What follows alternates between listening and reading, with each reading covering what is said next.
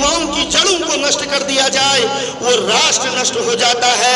और अगर युवा अपने रास्तों से भटक जाए, वो राष्ट्र भटक जाता है। तो इसलिए उनकी दृष्टि में आज हिंदुस्तान और विश्व की सबसे बड़ी युवा शक्ति भारत है। और भारत में भी उनकी नजरें उत्तराखंड में है, क्योंकि उत्तराखंड का युवा अपने आप भारत में एक अग्रिम स्थान में रहता है।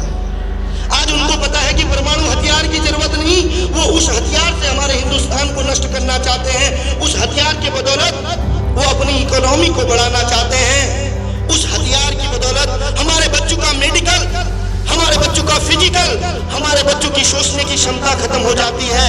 न उनके अंदर करुणा दया रहती है, न माँ बाप का सम्मान रहता है। और जहाँ संस्कार ना हो, जिस व्यक्ति के अंदर संस्कार ना हो, जिस व्यक्ति का फिजिकल अच्छा ना हो, जो व्यक्ति या जो बच्चा मेडिकल में अपने आप को कमजोर रखता है, वो कभी अच्छी शिक्षा ग्रहण नहीं कर सकता। और जो अपने माँ बाप का सम्मान नहीं कर सकता, वो कभी किसी राष्ट्र का निर्माण नहीं कर सकता।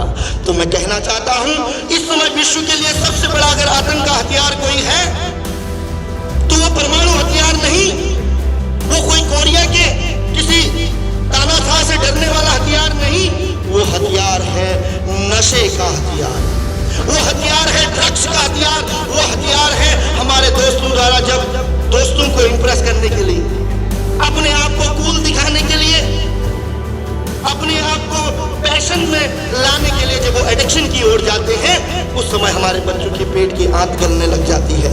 स्थिति ये रहती है कि न पेट में हाथ रहते हैं, न मुंह में दांत रहते हैं, फिर भी कहते हैं कि माँ तुझे सलाम। तो मैं कहना चाहता हूँ, ऐसे काल्पनिक जीवन में जीने वाले अपने दोस्तों को, कौन कहता है कि गलती करके सुधारा नहीं जाता?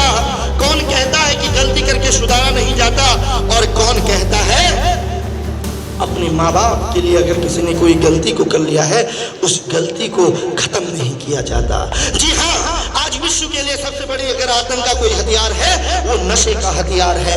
चाइना या पाकिस्तान, तमाम प्रकार के जो राष्ट्र हैं जो हिंदुस्तान को कमजोर करना चाहते हैं, उनका टारगेट हिंदुस्तान का इस विद्यालय में बैठा हुआ युवा भी है।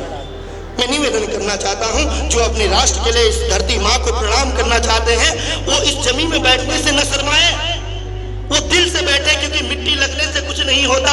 जो बॉर्डर में सरहद में खड़े जवान हैं, उनके सम्मान के लिए अगर हम जमीन में नहीं बैठ सकते, अगर हम अपने आप को सोचते हैं कि हमारे कपड़े खराब हो जाएंगे, तो आप कैसे फिर एक सरहद में एक सेना के रूप में अपने देश की सेवा कर पाएंगे? तो भैया बहनों से निवेदन है कि अगर थोड़ा सा तकलीफ ना हो तो आराम से बैठे। मुझे भी लगे कि कोई व्यक्ति अपने देश के लिए सच्ची भावना रखता है, क्योंकि कोई बात नहीं, पैंट खराब हो जाएगी, फर्क नहीं पड़ता, थोड़ी सी शर्म आ जाएगी, कोई फर्क नहीं पड़ता। अरे ये दिल है हिंदुस्तानी, इसकी जमीन ही हमारे सर माथों में है, तो फिर इस धूल और धक्कड़ से फिर क्या डरना?